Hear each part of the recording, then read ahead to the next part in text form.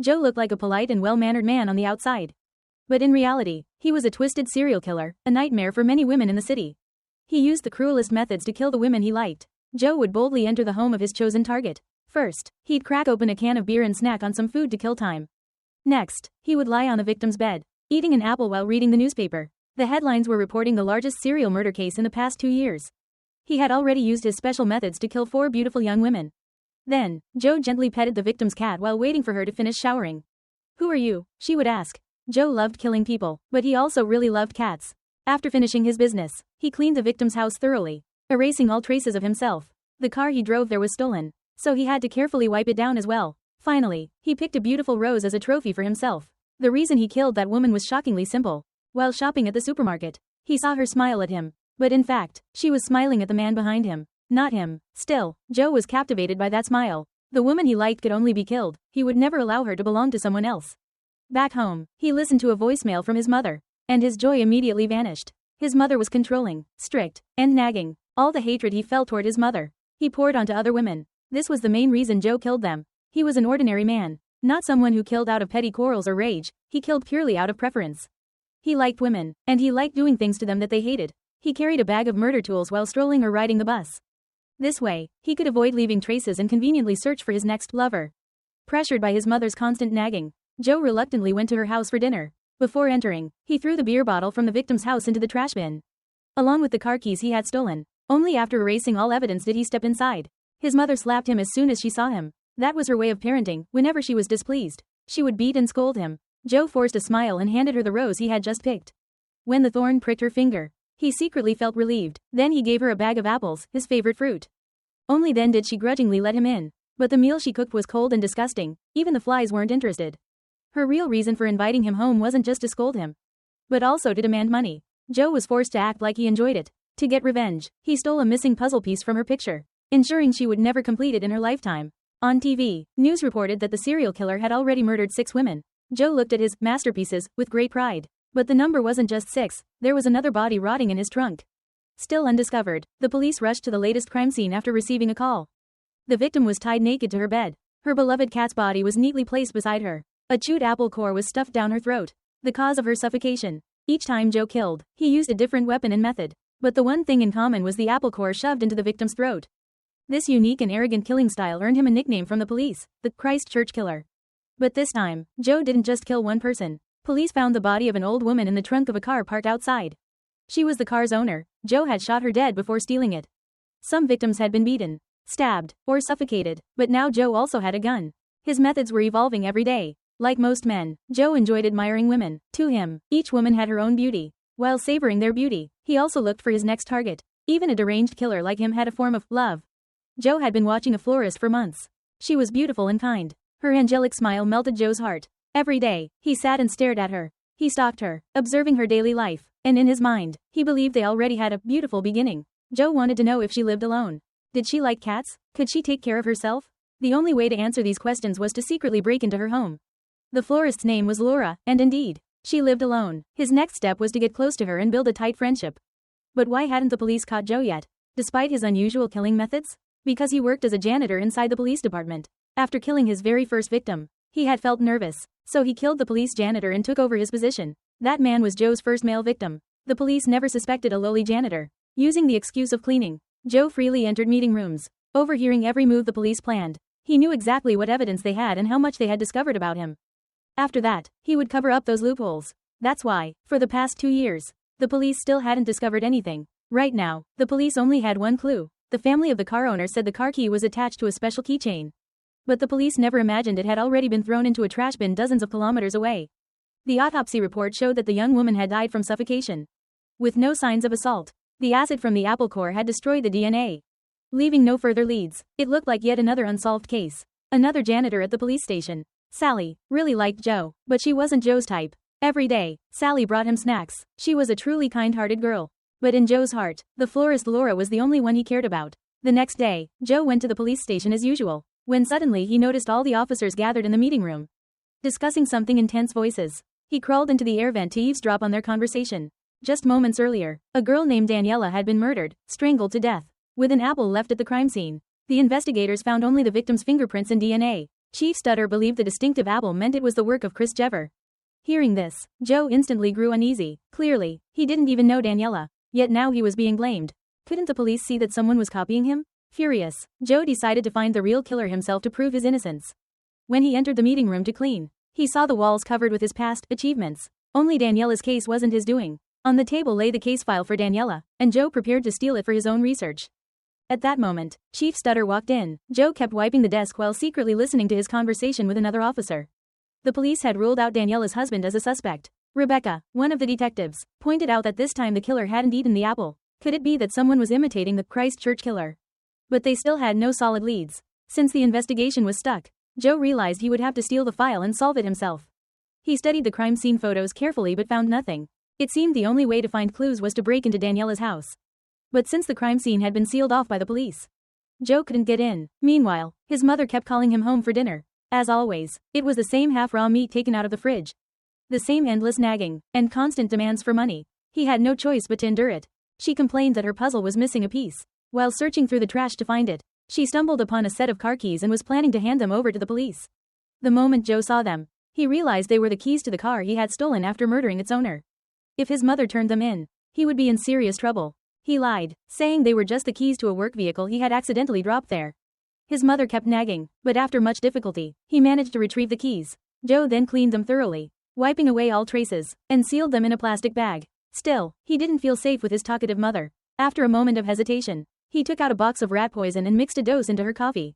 Smiling, he brought the coffee to his mother. Though it was bitter, she drank it all. No more cold, tasteless meals, no more nagging phone calls.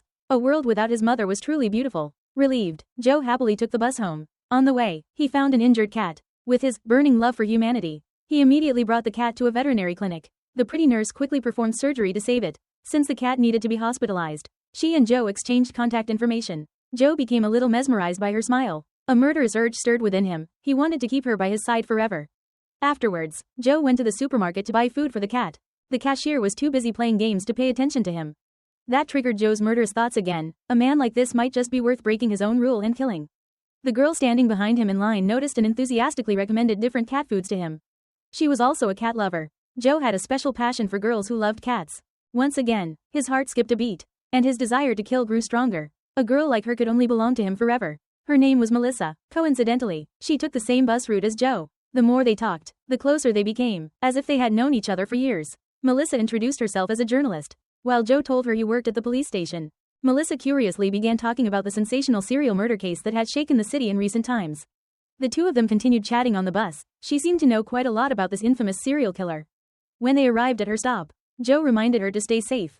Melissa then decisively asked Joe to walk her home and, while at it, come inside for a cup of coffee to warm up. Joe took off his coat and draped it over Melissa, but she felt something hard pressing against her. Embarrassed, Joe pulled out the gun. He explained that it was something police officers were required to carry, and told her not to mind it. Melissa didn't pay much attention and instead led Joe down a broken path as a shortcut home. After walking for a while, Melissa suddenly linked arms with Joe and in the same motion, slipped the gun from his waistband. Melissa pointed the gun at Joe and ordered him to open the bag he was carrying. Inside were apples, duct tape, knives, and screws, all telltale signs of a murderer's toolkit. Joe tried to explain that these were crime scene props recently recovered from the serial killer.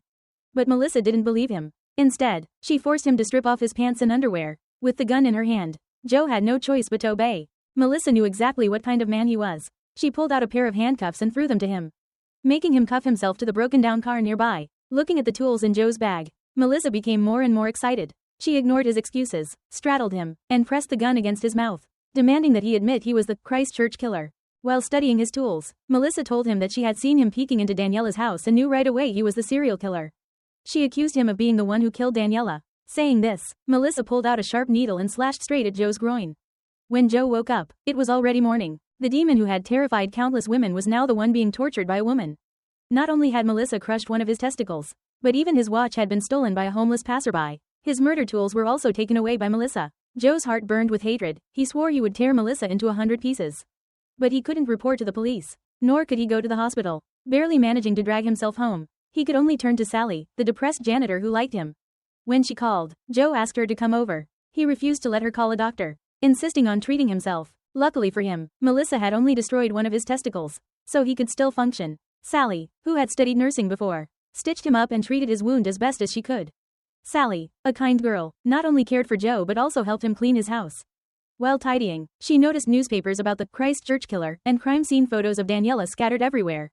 Though very curious, she said nothing and quietly left. 2 days later, Joe finally woke up. The excruciating pain had made him forget who had saved him, Melissa or Sally. Seeing the house cleaned up and the crime scene photos neatly arranged, he felt a bad premonition. Perhaps the one who had cared for him had already reported him to the police. Fighting through the pain, Joe hurried to pack his things and prepare to flee. Suddenly, there was a loud, urgent knock on the door. Could it be the police? He tried to climb out through the window, but the pain in his groin made it impossible. With no other choice, Joe opened the door, but no one was there. Instead, lying outside was a phone and his murder tools. Joe immediately knew these were from Melissa. She knew everything about him. She could have sent them straight to the police station, but instead she delivered them to him. Clearly, Melissa was blackmailing Joe, forcing him to work for her. Looking at the necklace she had left, Joe realized it was Melissa who had saved him, and since she now knew his secret, he had no choice but to find her. Even though he could barely walk, his pain still flared with every step. He dragged himself slowly to the bus stop to get to the police station. On the way, he saw the florist Laura again, but if he wanted to get closer to her, he would have to wait a while longer. Joe was still worried that Sally might have told the police chief about him. But Stutter seemed to know nothing. Stutter told Joe, Sally's father is sick, so she's taken time off to care for him. Only then did Joe feel relieved. After work, he went to Sally's house to clean up loose ends. Just as he was about to knock, Sally arrived home. Joe pretended to thank her for helping him, and she let him inside. He lied, saying he had been mugged the other night and that was how he got injured. The naive Sally even advised him to report it to the police and get some rest to recover. But she still couldn't understand why Joe's home was filled with newspaper clippings about the Christchurch killer and crime scene photos. At that moment, Joe had already drawn his knife. In his current condition, stabbing her directly wouldn't work. So instead, he lied, saying he was secretly helping the police chief investigate the case and had borrowed the files for research. When a woman is in love, her intelligence disappears. She believed Joe's lie and promised never to tell anyone. Hearing this, Joe finally put his knife away. For now, killing Sally would mean losing the one person who brought him food. Naive as she was, she had narrowly escaped death. Then Joe received a phone call from Melissa. She was thrilled to have a serial killer like him in her grasp and wanted to know even more about him. Now she also believed Joe wasn't the one who killed Daniela, but rather someone else. So the teacher's first task was to break into Daniela's house and investigate who had been imitating him. When he got home, Joe suddenly received a call from his mother. Turns out she wasn't dead, she just had severe diarrhea. Hearing this, Joe was filled with regret. He had put too little rat poison in, next time he would have to add more. The next morning, Joe went back to the police station to work. His most important task today was to eavesdrop on the investigation progress of Daniela's case. He endured the pain as he climbed into the ventilation shaft to overhear the cops talking. Daniela's husband's alibi wasn't accepted. At the time of the murder, he claimed he was watching a game at the stadium. But someone testified that most of the time, Daniela's husband had been in the car, sending emails. The parking lot was outside the view of others and very close to the house. Daniela's husband had plenty of time to kill his wife, then return to the stadium. That night Joe went to Daniela's house. The police had lifted the blockade. He easily opened the door and got inside, then sat on the victim's bed drinking beer. The investigation would be long, so he might as well take a nap first. Meanwhile, the police interrogated Daniela's husband. According to the forensic report, the man had a severe history of domestic violence, giving him a strong motive to kill his wife. But Daniela's husband insisted he wasn't the killer, claiming it must have been Krista's cover. On Joe's side, after waking up, he started to reconstruct the crime scene. He arranged all the objects exactly as shown in the police photographs, using a killer's mindset to infer another killer's psychology. After carefully arranging things, he noticed something suspicious. The pen in the photos was not the same as the pen in the victim's house.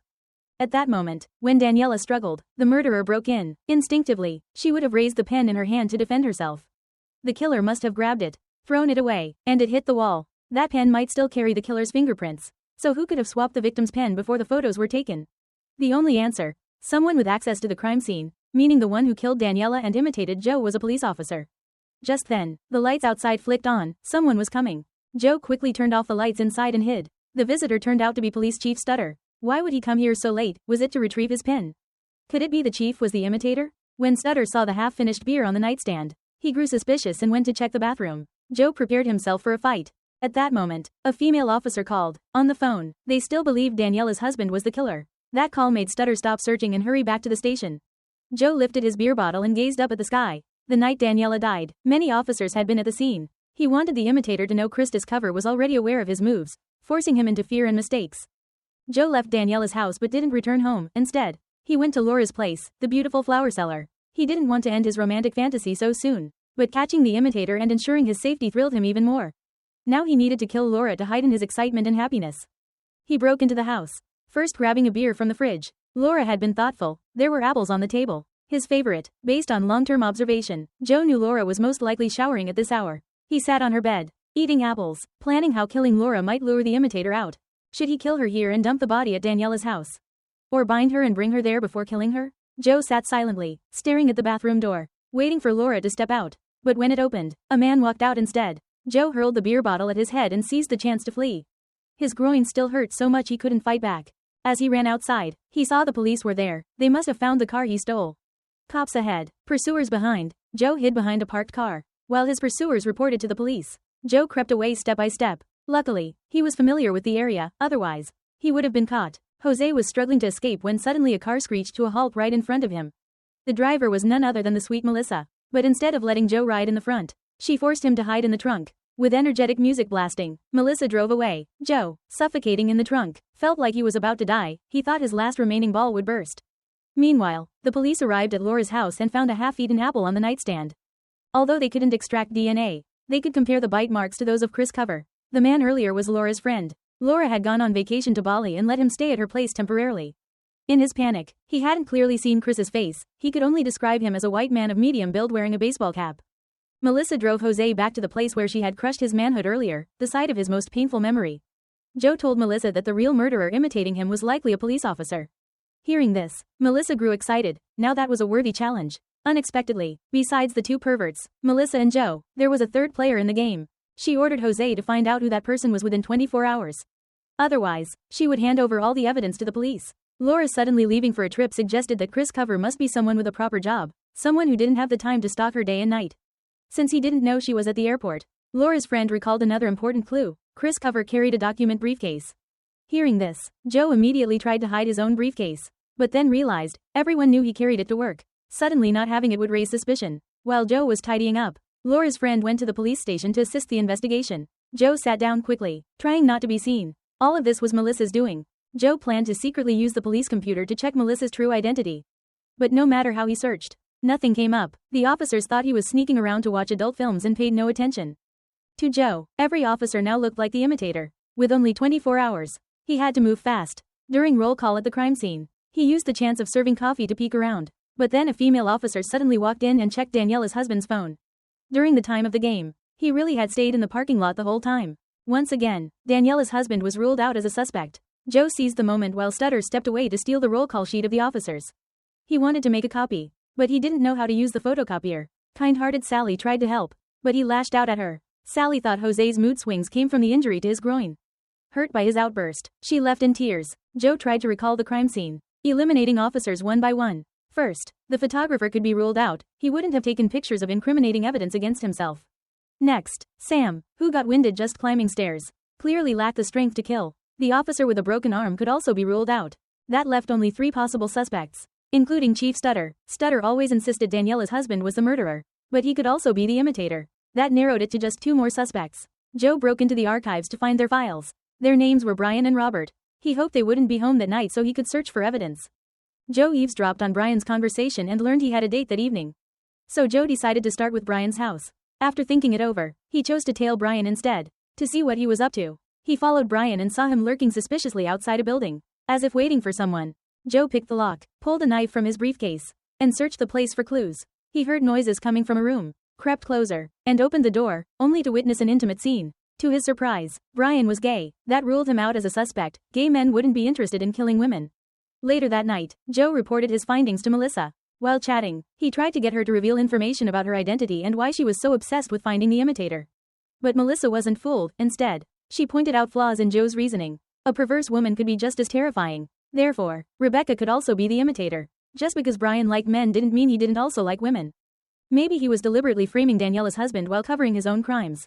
Robert was still on the suspect list too. Since the case was so tricky, Melissa granted Joe another 24 hours. Joe hated her with every fiber of his being, but he couldn't do anything about it. To vent his frustration, he decided to find another woman to kill. By now, ordinary women were on high alert because of the notorious serial killer. But Joe quickly found a streetwalker. He took her to Daniela's house. Seeing the villa, she thought she had landed a wealthy client, but she soon regretted it.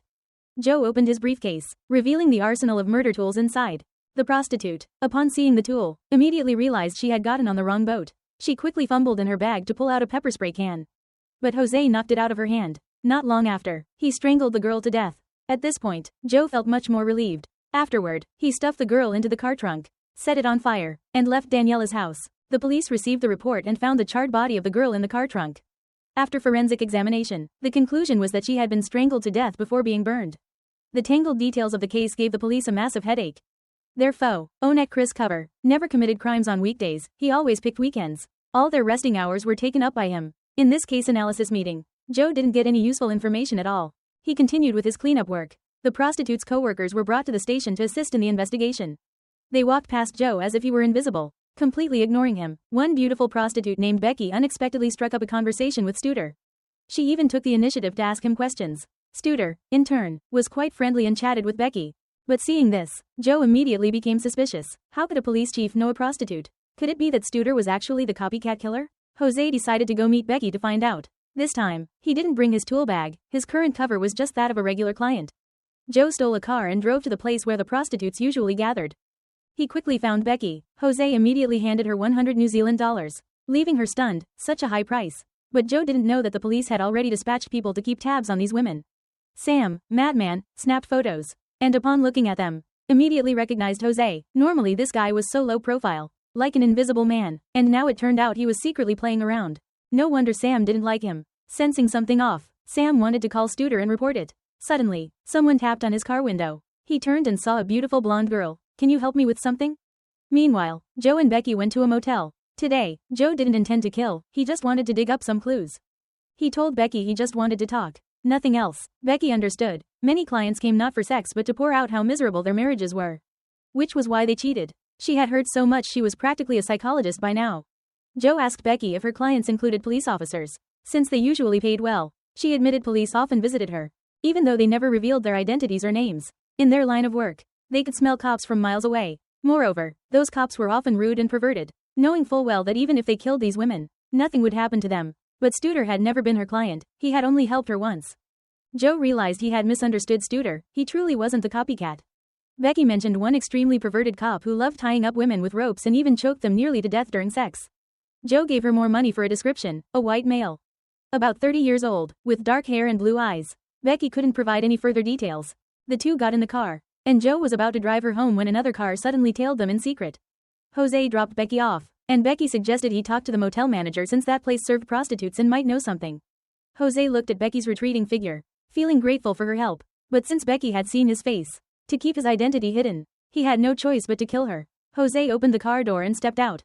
Becky, there's one more thing. Jose wanted to stuff Becky into the trunk, but when he opened it, he found Sam's corpse inside. The trunk light glaring. The one who had been tailing Joe and killed Sam was none other than Melissa. She said nothing, simply drove away. One psycho committed crimes, and another psycho had his back. What a safe setup. But Jose knew this time he was screwed. A dead cop was a huge problem. He blamed Melissa for causing trouble, but she said she only did it to clean up his mess. The photos of Joe and Becky's meeting had been destroyed. Now they were a team. Melissa killed. Jose disposed of bodies, a perfect partnership. Joe wanted to dump the body somewhere hidden, but the car ran out of gas. From this incident, he learned a new lesson. When stealing a car, always check the gas gauge. He pushed the car to the gas station with all his strength, cursing Melissa with every step. Disposing of one body was already a hassle. Now he had two. Sam's corpse felt as heavy as an elephant. Struggling to get the car to the gas station, he accidentally ran into one of his father's friends. Joe just prayed the man would quickly leave. But just then, another police car pulled up. Joe glanced at the station clock, his heart burning with anxiety. The old man beside him wouldn't stop talking, while the cops in the car occasionally looked his way. When the tank was finally full, the old man noticed blood near the trunk. Luckily, his eyesight was poor and he mistook it for rust on the car frame. Jose quickly stepped on the gas and left the station. True to his reputation as someone with a soft spot, he didn't rush to dispose of the body but instead went to the veterinary clinic to pick up the injured cat. On the way, he even hung up on Melissa's call. Not knowing this act would soon bring him enormous trouble, Jose stopped by his house to drop off the cat, then grabbed a sack to prepare for the body disposal. But as soon as he stepped outside, he discovered the stolen car he'd been using was itself stolen by someone else.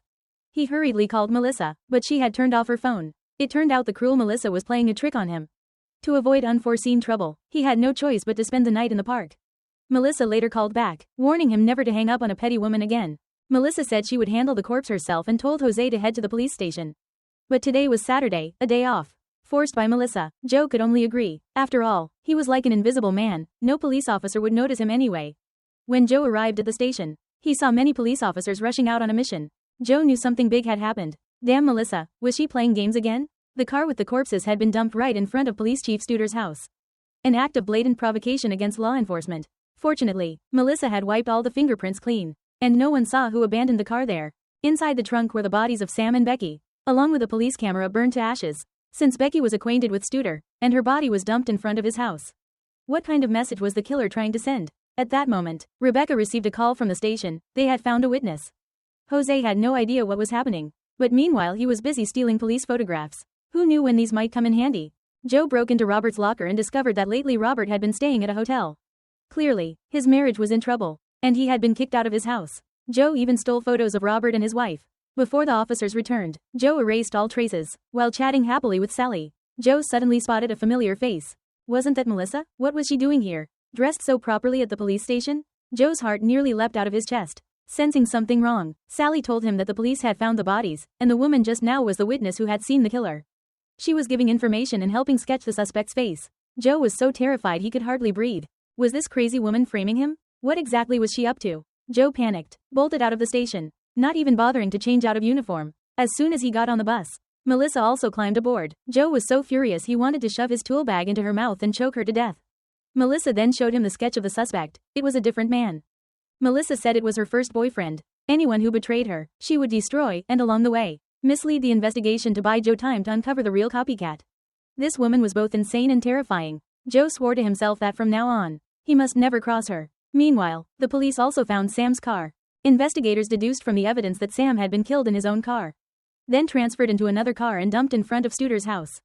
The killer must either be extremely confident or completely deranged. Even so, the police still had no leads. Melissa disguised herself as a police officer and went to the motel where prostitutes usually worked. She slipped the manager some money, asking which cop had gone into the motel with Becky. The idea of cops investigating such places was intriguing. The manager immediately realized Melissa wasn't a real officer and demanded an extra $100 before talking. When Melissa handed over the third $100 bill, the manager admitted she had seen a cop with a fetish for tying up women's hair. With the fourth $100, the manager finally agreed to identify him. She looked at the photos Joe had stolen from the station. Upon receiving the fifth $100, she pointed out the cop. Meanwhile, Jose's personal life was no smoother. His mother unexpectedly invited the old man he'd met at the gas station home for dinner. It took great effort to escape from them. Returning home, he found his beloved goldfish had been toyed with to death by a stray cat. Furious, Joe kicked the cat out. Just then, the vet clinic called, saying they had found the cat's owner, who was willing to cover all expenses and take it back. Joe could no longer contain his rage. He told the nurse the cat had been hit by a car and killed. After that, he smashed the phone to pieces. He was venting his anger at his mother, lashing out over the injustices he had suffered as a child. The case still hadn't been solved, so the higher-ups assigned Stephen to supervise the investigation. She reassigned tasks to all the officers, forcing them to speed up the case. Joe buried the two goldfish. You two died because of the stray cat. Because of my mother, Melissa, and that copycat killer. I will avenge you. Rest in peace. Seeing Joe upset, Melissa didn't make things hard for him. She told Joe that the motel manager had identified the cop as Robert. Since Jose hadn't spent any time investigating Robert yet, he needed to confirm whether Robert had really booked a room. He hid outside the hotel where Robert was staying to monitor him. But unexpectedly Robert appeared right behind him. Robert asked why Joe was following him. Joe had no choice but to lie. Robert, you look like such a refined man. I was hoping you could vouch for me and help me get promoted sooner. But Robert didn't believe such nonsense. It was like adding insult to injury. Jose felt utterly miserable. This humiliation had to be avenged. Meanwhile, at the hotel, Sally couldn't get in touch with Jose, so she went to his house. Since she had given Jose an egg last time, she had kept a spare key and used it to enter. The house was empty, dirty, and messy. Suddenly, the same stray cat ran inside. Jose casually picked up a penalty ticket to shoo it out. Sally busied herself cleaning Jose's house, when she suddenly noticed the necklace she had given him lying in the trash.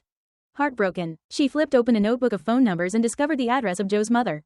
Worried about him, she went to his mother's house. But Joe hadn't told his mother he worked as a janitor at the police station. He lied that he was a car salesman. Sally couldn't understand why Jose lied. Thinking back to his recent strange behavior, her suspicions only grew. Meanwhile, Joe threatened a hotel employee to get the master key that opened all the rooms. This time he didn't kill her, just tied her up. Joe used the key to open Robert's room, then compared the kitchen knife inside with another knife carrying Robert's fingerprints. Joe placed the knife with fingerprints into a paper bag, then put the clean knife into a plastic bag. Next, he left the room and returned to the tied-up hotel employee. He slipped some money into her hand as compensation, and also pressed a knife into her palm so she could cut the ropes herself. To save her own life. She wouldn't call the police. How convenient. While cleaning, he also managed to steal Robert's personal phone number and overheard Stephen saying that to catch Chris shoe cover. A bounty of 2.5 million New Zealand dollars had been offered. The officers discussed how they would split the reward if they caught Chris cover.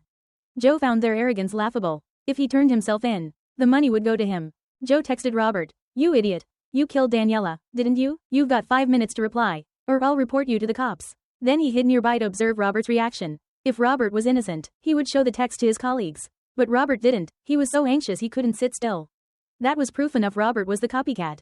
But Robert was clever, too. He immediately guessed the one who sent the text was Jose. He entered his tool room and locked the door. Sensing danger, Joe immediately threw his phone into a bucket of water. Robert said nothing, slammed Joe against the wall, and searched him for the phone. But found nothing. Unable to find it, Joe claimed he never used a mobile phone. Only a landline. Robert didn't believe him and tried calling the number that had just texted him. Since the phone was underwater, it didn't ring. Robert could only leave. Melissa tried to call Jose but couldn't reach him. Joe told her his phone was waterlogged and unusable. Melissa told him to put the phone in a jar of rice to absorb the water. Once she learned he had only thrown it into the water to deal with Robert, she let it slide. They both suspected Robert would soon go to the motel to question the manager. Since the manager was greedy for money, there was a chance she would sell them out. They couldn't let her go. Back home, Joe followed Melissa's advice and put his phone in rice. Just then, his mother called. She was quite a character herself. She and the old man from earlier had bathed together, slipped, and been hospitalized. As an apology, she told him that someone had come by her house asking for Jose. She didn't know anything else. Joe didn't care and went to break into the motel manager's home. The manager had beautiful goldfish, and he immediately thought of stealing them. Melissa knocked the manager to the floor, and the two tied her up. Then Joe pulled out the knife without fingerprints. Melissa silently watched as Joe stabbed the manager to death. The woman's screams sounded wonderful to him. Joe put the murder weapon into a plastic bag, then took out the knife with Robert's fingerprints. He smeared the manager's blood on the knife, then slipped it into a paper bag. Finally, the two of them happily went home with the goldfish. Melissa knew Joe planned to frame Robert for killing the manager and was thrilled. Amazed at Joe's cleverness, she immediately thanked him. Joe picked a random trash can and tossed the knife with Robert's fingerprints into it. The traffic violation ticket at his house was tied to the car he had used to dump a body earlier. Now, if he disposed of it properly, all the evidence would connect together. The phone buried in rice actually worked again. Joe sent Robert a text, "Prepare $50,000 tomorrow, or I'll go to the cops." Then he powered it off and went to sleep. Tonight truly was a beautiful night. The next day, the police discussed the death of the motel manager. Joe, using another phone, sent Robert another text, "Got the money ready yet?" Then he powered it off again and tossed it into the trash. Seeing the message, Robert's head spun in chaos. Not knowing who was sending them, he vented his anger on Joe. His colleagues were stunned to see Robert lose his temper and control. Back in his room, Joe was preparing to send Robert something even more threatening. Suddenly Sally walked in, startling him so much that he dropped his phone. Sally questioned him, hadn't he said he didn't use a cell phone? Joe lied that he had just bought it today. Sensing Joe was acting strange, Sally comforted him. She told him she had gone to his mother's house and also that she was preparing to work as a nurse at the hospital. Joe was overjoyed. Finally he could get rid of Sally. But Sally felt Joe was acting very unusual. She began secretly following him. Remember, curiosity can be dangerous. She didn't know her curiosity would soon lead her to death. Joe went to Daniela's house and sent Robert a message, "You've got 30 minutes to bring cash to Daniela's place."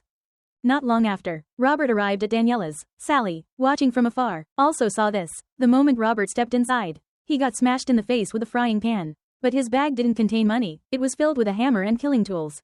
It seemed Robert and Joe shared similar methods of murder. The earlier pan strike wasn't enough. Robert quickly regained consciousness and fought back against Joe. Outside, Sally didn't know what Joe had gotten himself into. She got in her car, planning to go inside and talk sense into him. Inside, Joe and Robert fought brutally, biting, gouging, anything went, but Joe was weak and no match for a trained cop. Robert pinned him down and punched his face repeatedly. Outside, Sally reached the door. Just one more step and Joe would be strangled to death. Sally raised her hand to knock, but right then her phone rang. Joe was on the verge of death. He managed to grab a glass and smash it against Robert's head. The glass shattered, and Robert fell. Suddenly, Sally's father suffered an attack and was rushed to the hospital. Distraught, she left immediately without caring about what was happening inside.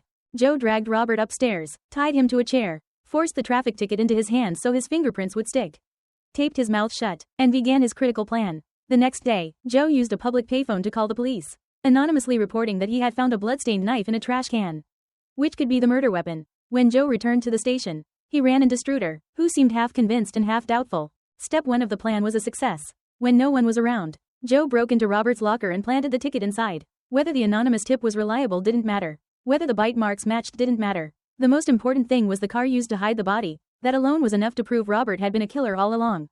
Sure enough, The cops found the bloody knife in the trash can. The police couldn't reach Robert. Forensics confirmed the fingerprints on the knife were his. They opened Robert's locker and found the violation ticket inside. From the ticket, they quickly traced the car. Opening its trunk, they discovered a long rotted corpse. It now seemed certain Robert was the deranged murderer known as Cover. Police searched Robert's home and hotel room but couldn't find him. Clearly, he had heard the commotion and fled. Joe and Melissa returned to Daniela's house. Robert, tied up for a full day and night, was now extremely weak. When he learned Joe was actually Christopher Cover, the fugitive serial killer hunted by police for 2 years but never caught, he was shocked. No one could have guessed the killer had been hiding right under the cops' noses.